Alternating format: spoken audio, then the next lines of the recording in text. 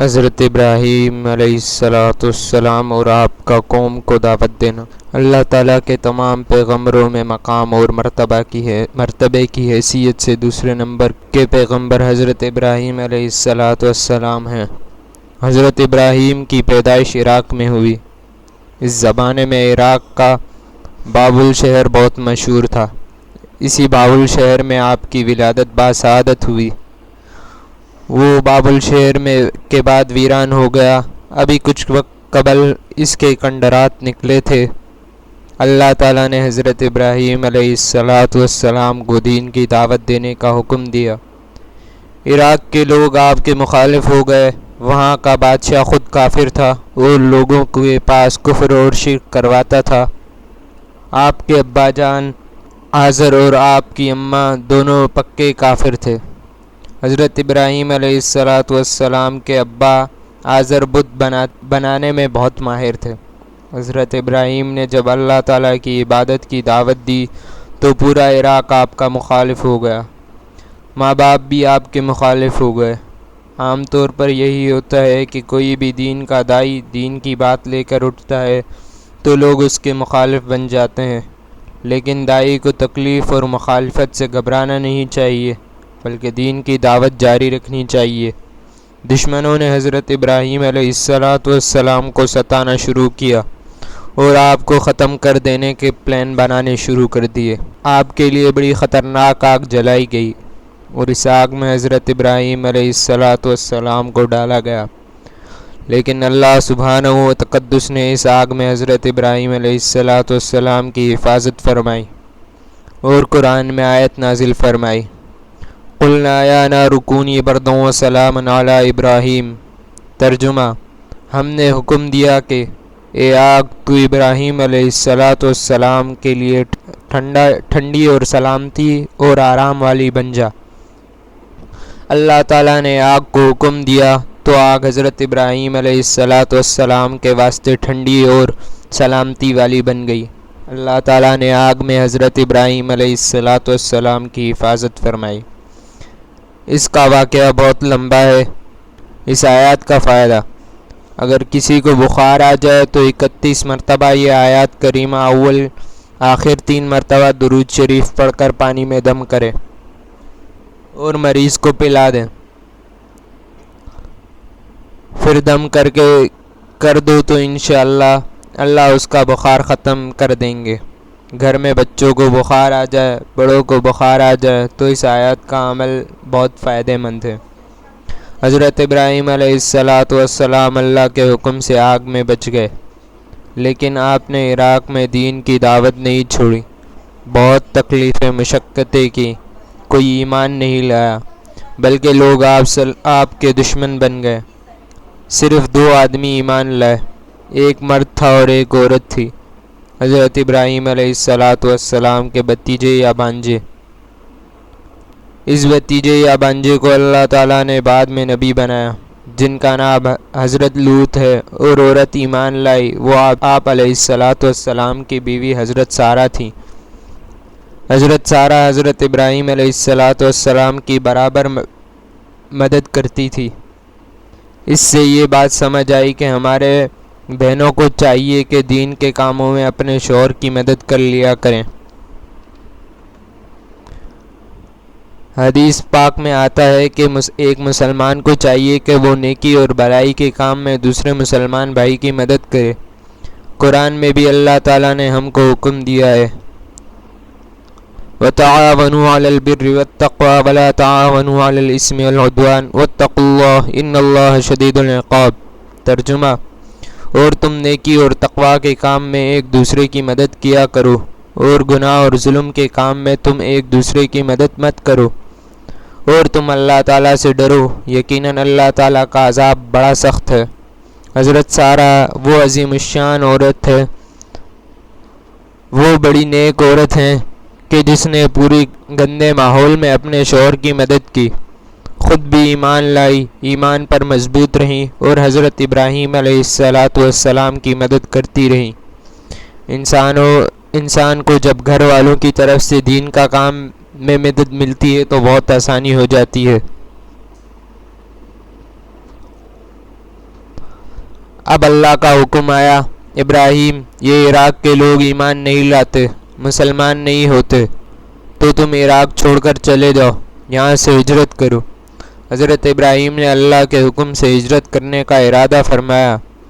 حقیقت یہ ہے کہ کفار و مشرکین کی دشمنی تو انبیاء علیہ السلام سے ہمیشہ ہی چلتی ہوئی آئی ہے، اور اللہ تعالیٰ کی عادت یہی رہی ہے کہ جب کسی نبی کی قوم اپنے انکار و ضد پر جمی رہتی، پیغمبر کی بات نہ مانتی، ان کے معجزات دیکھنے کے بعد بھی ایمان نہ لائی، تو دوسری صورتوں میں ایک صورت کی گئی، یا تو اس قوم پر آسمانی عذاب بیچ کر ان کو ہلاک کر دیا جاتا، جیسے عاد و سمود اور قوم لوط اور قوم صالح کے ساتھ معاملہ کیا گیا، یا پھر یہ صورت ہوتی کہ اللہ اپنے پیغمبروں کو ان کافروں نافرمانوں کی بستی سے ہجرت کروا کر دوسری طرف لے جاتے، اور وہاں ان کی قوت و شوکت دی گئی اور دعوت لوگوں میں مقبول ہوئی، لوگ ایمان لائے۔ حضرت ابراہیم علیہ السلام عراق سے ہجرت کر کے شام تشریف لے گئے۔ اسی طرح حضرت موسیٰ مصر سے ہجرت کر کے علاقہ شام میں تشریف لائے، اور آخر میں خاتم النبیین والآخرین حضرت محمد مصطفیٰ صلی اللہ علیہ وسلم مکہ سے ہجرت کر کے مدینہ طیبہ تشریف لے گئے، پھر مدینہ سے تشریف لا کر مکہ فتح کیا۔ حضرت عیسیٰ علیہ السلام کو یہودی کے قتل کے پلان سے بچانے کے لیے اللہ تعالیٰ کا آسمان میں بلا لینا بھی در حقیقت ایک قسم کی ہجرت ہے۔ اب ہجرت کرنا کتنا مشکل کام ہے، جس وطن میں پیدا ہوئے، جس وطن میں جوان ہوئے، اس وطن کو چھوڑ کر دوسری جگہ چلے جانا، اور وہ بھی پرانے زمانے میں۔ آج تو ہزاروں میل، ہزاروں کلومیٹر کا سفر آسان، جب چاہے ہوائی جہاز وغیرہ سے سفر کر کے ملاقات کرنا آسان، لیکن وہ زمانہ تو بڑا مشکل اور خطرناک تھا۔ حضرت ابراہیم علیہ السلام کو اللہ تعالیٰ کی جانب سے ہجرت کرنے کا حکم ملا تو سارہ رضی اللہ عنہا ایسی وفادار عورت تھی کہ انہوں نے فوراً ہجرت کی نیت کر لی اور آپ کے ساتھ ہو گئی۔ اللہ تعالیٰ نے قرآن مجید میں اس واقعے کو بیان کرتے ہوئے فرمایا، وَأَرَادُوا بِهِ كَيْدًا فَجَعَلْنَاهُمُ الْأَخْسَرِينَ وَنَجَّيْنَاهُ وَلُوطًا إِلَى الْأَرْضِ الَّتِي بَارَكْنَا فِيهَا لِلْعَالَمِينَ۔ ترجمہ: انہوں نے ابراہیم علیہ السلام کے ساتھ برائی کا ارادہ کیا تھا، سو ہم نے ان کو پوری طرح ناکام کر ڈالا، اور ہم نے ابراہیم علیہ السلام کو اور لوط علیہ السلام کو بچا کر اس زمین ملک شام کی طرف لے گئے، جس میں ہم نے تمام جہاں والوں کے لیے برکت رکھی تھی۔ چنانچہ جب حضرت ابراہیم علیہ السلام ہجرت کے لیے نکلے تو ساتھ ان کی بیوی سارہ بھی اور آپ کے بھانجے یا بھتیجے لوط بھی تھے۔ 3 آدمیوں کی جماعت روانہ ہوئی۔ اللہ کے حکم سے حضرت ابراہیم علیہ السلام ملک شام جانے کے لیے روانہ ہوئے، جس کو آج کل سیریا کہا جاتا ہے۔ برکت والا ملک۔ اللہ تعالیٰ کا ارشاد ہے، سبحان الذي اسرى بعبده ليلا من المسجد الحرام الى المسجد الاقصى الذي باركنا حوله لنريه من آياتنا انه هو السميع البصير۔ ترجمہ: اس کی ذات ہر عیب سے پاک ہے، جو اپنے بندے محمد صلی اللہ علیہ وسلم کو رات کے وقت بھی مسجد حرام سے مسجد اقصیٰ تک لے گئے، جس کے اطراف سے ہم نے ہر قسم کی برکتیں رکھی ہیں۔ اس بندے حضرت محمد صلی اللہ علیہ وسلم کو وہاں لے جانے کا مقصد یہ تھا تاکہ ہم ان کو ہماری قدرت کی کچھ نشانیاں دکھلائیں۔ یقینی بات ہے کہ وہ اللہ تعالیٰ کی ہر بات سننے والے ہیں، ہر چیز دیکھنے والے ہیں۔ یہ ملک شام ایسا ملک ہے، اس میں تمام دنیا کے لوگ اللہ تعالیٰ کی تمام دنیا کے لوگوں کے لیے اللہ تعالیٰ نے برکت رکھی ہے۔ بہت برکتی علاقہ ہے۔ وہاں پانی کی ندیاں ہیں، پانی کے چشمے ہیں، پھلوں کے باغیچے ہیں، باڑیاں ہیں، اور بڑی برکت تو ہے کہ اللہ تعالیٰ کے ہزاروں نبی علیہ السلام ملک شام میں پیدا ہوئے، اور ملک شام میں ان کی قبریں بھی بنی ہوئی ہے۔ خود ہمارے آقا حضرت محمد مصطفیٰ صلی اللہ علیہ وسلم جب معراج میں تشریف لے گئے تو پہلے مکہ سے نکل کر ملک شام گئے اور ملک شام سے پہلے آسمانوں پر تشریف لے گئے۔ بعض سیرت کی کتابوں میں کہا ہے کہ نبی کریم صلی اللہ علیہ وسلم کو اللہ تعالیٰ ملک شام کی برکتوں سے بھی نوازنا چاہتے تھے، اس لیے معراج مکہ سے شروع ہوئے۔ پھر نبی کریم صلی اللہ علیہ وسلم بیت المقدس لے گئے، وہاں سے پھر ساتوں آسمان وغیرہ کا سفر ہوا، اور دیکھا جائے تو دونوں باتیں ہوئیں۔ ملک شام جو نبیوں کی سرزمین ہے، وہاں کی برکتیں حضرت محمد صلی اللہ علیہ وسلم کو عطا کی گئی، اور آپ صلی اللہ علیہ وسلم کی برکتیں ملک شام کی زمین کو نصیب ہوئیں۔ ملک شام کی جس زمین پر ہزاروں نبیوں کے قدم مبارک کی برکتیں تھیں، وہاں معراج میں حضور اقدس صلی اللہ علیہ وسلم کے قدم مبارک بھی پہنچ گئے۔ حضرت ابراہیم کو اپنی بیوی حضرت سارہ رضی اللہ تعالیٰ عنہ سے بڑی محبت تھی، اور محبت ہونا بھی ظاہر بات تھی کہ جس بیوی نے اکیلے پورے عراق میں ساتھ دیا، اللہ تعالیٰ کے نبی نے پورے عراق والے دشمن، سگے ماں باپ بھی دشمن، خاندان والے بھی دشمن، حکومت اور بادشاہ بھی دشمن، ایسے خطرناک ماحول میں جس بیوی نے آپ کا ساتھ دیا، آپ کی مدد کی، اس بیوی سے تو محبت ہونی چاہیے تھی۔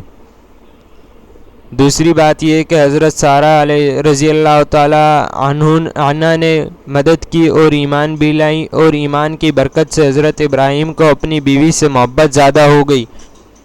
تیسری وجہ یہ تھی کہ حضرت سارہ رضی اللہ تعالیٰ عنہ آپ کی رشتہ دار تھیں۔ حضرت ابراہیم علیہ السلام کی شادی اپنے رشتہ داروں میں ہوئی تھی، اور رشتہ داری کی وجہ سے زیادہ محبت تھی۔ آج کل بعض ڈاکٹر لوگ کہتے ہیں کہ رشتہ داروں میں شادی کرنے سے بعض خطرناک بیماریاں پیدا ہوتی ہے، یہ بات سراسر غلط ہے۔ خود نبی کریم صلی اللہ علیہ وسلم نے اپنی بیٹی حضرت فاطمہ رضی اللہ تعالیٰ عنہ کا نکاح اپنے چچا زاد بھائی حضرت علی رضی اللہ تعالیٰ عنہ سے کروایا۔ ڈاکٹر حضرات کی ایک بیماری ہے کہ جب کسی مرض کی صحیح وجہ سمجھ نہیں آتی تو وہ اس قسم کی باتیں بتا دیتے ہیں، اس لیے رشتہ داروں میں شادی کرو، اس میں کوئی تکلیف نہیں ہے۔ ہمارے بڑے کہا کرتے تھے کہ لڑکی گھر میں ہو تو شادی کے لیے محلے میں مت جاؤ، محلے میں ہو تو گاؤں میں مت جاؤ، گاؤں میں ہو تو دوسرے گاؤں میں مت جاؤ۔ چوتھی وجہ کتابوں میں لکھی ہے کہ حضرت سارہ رضی اللہ تعالیٰ عنہ کو اللہ تعالیٰ نے بڑا حسین اور بہت خوبصورت بنایا تھا۔ کہتے ہیں کہ اس دنیا میں سب سے زیادہ حسین عورت حضرت حوا رضی اللہ تعالیٰ عنہ تھیں، اور حضرت حوا خوبصورت ہوں گی اس لیے کہ وہ دنیا کی تمام عورتوں کی ماں ہے۔ نیز حضرت حوا کی پیدائش جنت میں ہوئی تھی، اور اللہ تعالیٰ نے اپنی قدرت سے حضرت آدم علیہ السلام کی پسلی سے ان کو پیدا فرمایا تھا۔ دوسرے نمبر کی خوبصورت عورت حضرت سارہ تھیں، تو کتنی ساری فضیلتیں جمع ہو گئی۔ ایک تو حضرت سارہ نے فتنے کے ماحول میں اپنے شوہر کی مدد کی، ایمان لے آئی، رشتہ دار تھیں، بڑی خوبصورت تھیں، اور بڑا کمال یہ ہوا کہ اللہ تعالیٰ کے دین کے لیے جب ہجرت کا موقع آیا تو عورت نے ایک بات بھی ادھر ادھر نہیں کی، بلکہ فوراً حضرت ابراہیم علیہ السلام کے ساتھ ہجرت کے لیے تیار ہو گئی۔ ان وجوہات کے بنا پر حضرت ابراہیم علیہ السلام کو ان سے بہت محبت تھی۔